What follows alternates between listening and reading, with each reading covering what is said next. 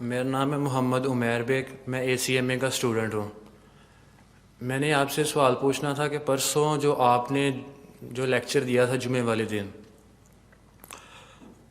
اس میں یہ کہ اکثر آپ کی جتنی بھی تقاریر سنی ہیں اس میں اکثر آتا ہے کہ جیوز کا دنیا میں سر یہ ایجنڈا ہے، ہیکل سلیمانی تعمیر کرنا ہے، یہ کرنا ہے، یہ کرنا ہے، اور قیامت سے پہلے ان کی جڑ کاٹ دی جائے گی۔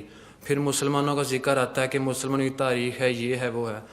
اکثر سننے میں یہ نہیں آیا کہ اتنے اس دنیا میں جیوز کا معاملہ یہ ہے، مسلم کا یہ ہے، یہ جو کرسچنز ہیں، جو ہندوازم ہے، یہ جو خدا کو نہیں مانتے، ان کا کوئی نہیں سننے میں آتا کہ یہ کیا ہے، کہ یہ کوئی پارٹیسپیشن ان کی نہیں ہے، صرف جیوز کا اور مسلمان کی سننے میں آتا ہے کہ جیوز نے عیسائیوں کا اپنے قبضے میں کیا ہوا ہے۔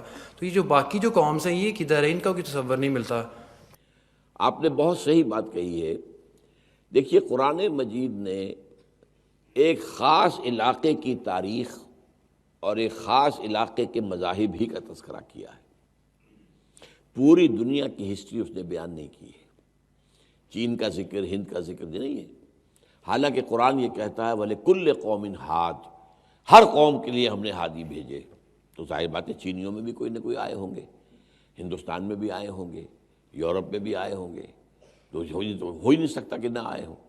اور یہ بتایا گیا کہ نبی جو ہیں 1.25 لاکھ ہیں اور رسول 313 آئے، تو قرآن مجید میں تو میکسیمم 30 کا ذکر ہوگا، 28، 29، 30، اس سے زیادہ نہیں ہے۔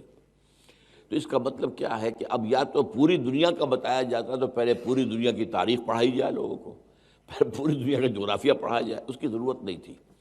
یہ جو علاقہ ہے، یہ مڈل ایسٹ جسے آپ کہتے ہیں، اس مڈل ایسٹ کے اندر جو حضرت ابراہیم علیہ السلام، ان سے جو تین نکلے ہیں، زیادہ ذکر قرآن میں انہی کا ہے۔ اچھا، میں نے جو پچھلے لیکچر میں کہی بات وہ شاید ایک آپ نے نوٹ نہیں کی، میں عیسائیت کو علیحدہ امت نہیں سمجھتا۔ عیسائی تو اسی امت کا جز ہے، اس لیے کہ حضرت مسیح جو ہے وہ سلسلہ بنی اسرائیل کے اندر شامل ہے، رسولاً الی بنی اسرائیل، بنی اسرائیل کی طرف رسول بنا کر بھیجے گئے۔ اب ویسے تو باپ ان کا کوئی نہیں ہے، لیکن ماں تو تھی نا، وہ اسرائیلی تھی۔ آپ کو معلوم ہے کہ حضرت یحییٰ جو ہے وہ اور یہ خالہ زاد بہن بھائی تھے آپس میں، حضرت مریم اور حضرت یحییٰ۔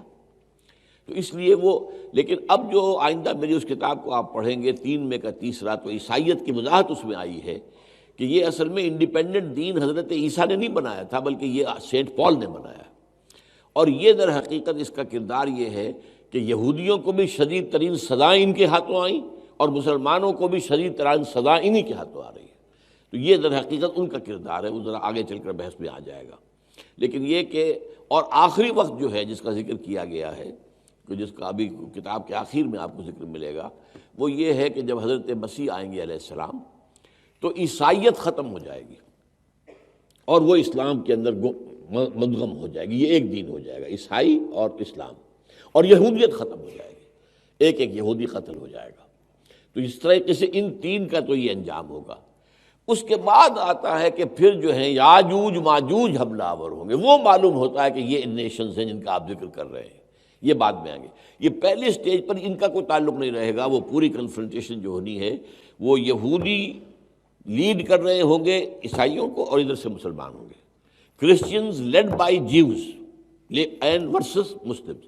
یہ ہیں وہ جو ملاحم جو ہے وہ آنے والے ہیں جلدی، اور جس کے اندر کہ سب سے بڑی جو ہے جس کو وہ کہتے ہیں آرمیگڈون، دی الملحمۃ العظمیٰ حدیث میں آتا ہے، اس میں یہی ہے۔